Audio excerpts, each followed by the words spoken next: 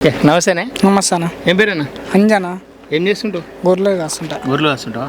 ఎట్లా అనిపిస్తుంది కొత్త ప్రభుత్వం? కేసీఆర్ పోయిండు, రేవంత్ రెడ్డి వచ్చిండు, ఎట్లా రేవంత్ రెడ్డి ఇంతవరకు కూడా ఏం పని చేయలే అన్న. పని చేయలేదా?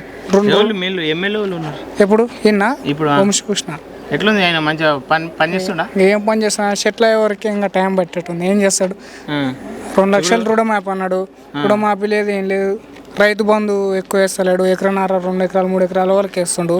కతిమ్మలకు ఆపిండు. కరెంట్ బిల్ వస్తుంది కదా ఫ్రీగా?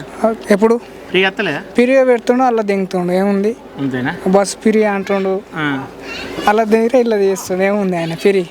ఆయన ఇంట్లోకి వెళ్ళి తెచ్చి పెడుతున్నా. ఉపయోగం ఏం లేదా మరి? ఏం లేదు. సరే, ఇప్పుడు పార్లమెంట్ ఎలక్షన్లు వస్తున్నాయి కదా.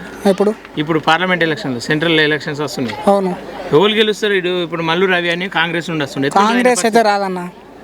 ఆర్ఎస్ ప్రవీణ్ కుమార్ వాళ్ళు కూడా రారు. ఇప్పుడు భరత్ అన్న వస్తాడు, బీజేపీ వస్తాడు కన్ఫర్మ్. అంటే నీకు మల్లు రవి తెలుసా?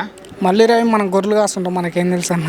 ఈయన ఆర్ఎస్ ప్రవీణ్ కుమార్ వాళ్ళు ఎవరు తెలియదు మనకి. ఈయన తెలుసా?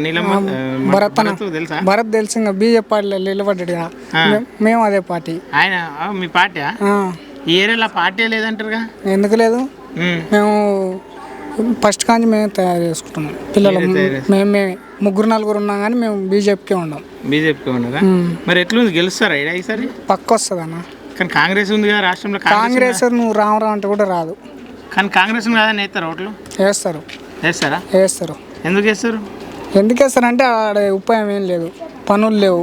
గెలిచిండు కానీ పనులు లేవు. కొండంత పాట వాడిపించకుండా పాట వాడినట్టు అయింది. సరేనా? సరే, మొత్తం మీద ఆయన గెలుస్తాడు. మొత్తం భరత్ అన్న గెలుస్తాడు. మోడీ కోసం ఆయన మేము పోరాడతాం. ఓకే. ఓకేనా? సరేనా?